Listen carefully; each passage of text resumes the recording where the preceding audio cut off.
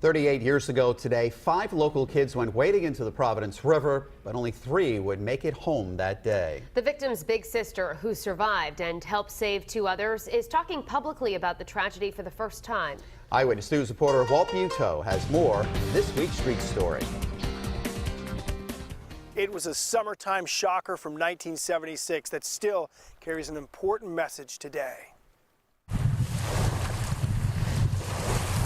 The cool water off Sabin Point on a 90-degree day was a magnet to the Grant kids. Splashing each other in the water. It was Julie and her 3 brothers, playing as they did on countless days 38 summers ago. I was another brother. We climbed trees, we caught spiders, we did everything together. It was a lot of fun. We were laughing and joking around and getting each other wet. They noticed a barge pass by on the channel, but had no idea they were about to be shin deep in an undertow. All of a sudden, the sand started washing out, going between our toes, and we thought it was funny at first.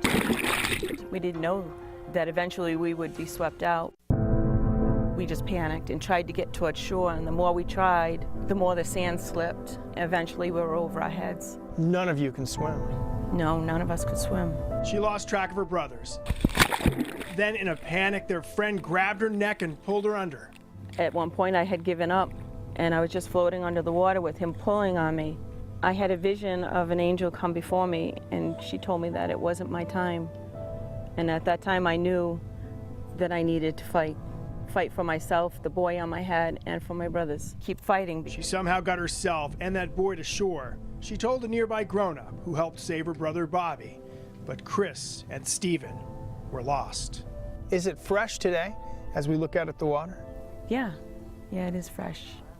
Yes, I can hear their voices. I feel them here. I feel they're with me. I just feel like I'm visiting them. It's that spirit that helped her convince the city to put a bench on the point and restore the sign that she hopes is more than a marker for a Rhode Island tragedy. I hope that they listen to this when they look at the bench and the pole, that they will remember that they also need to teach their children how to swim. And she emphasizes that message about safety near the water is one of the most important things to remember about the loss of her brothers.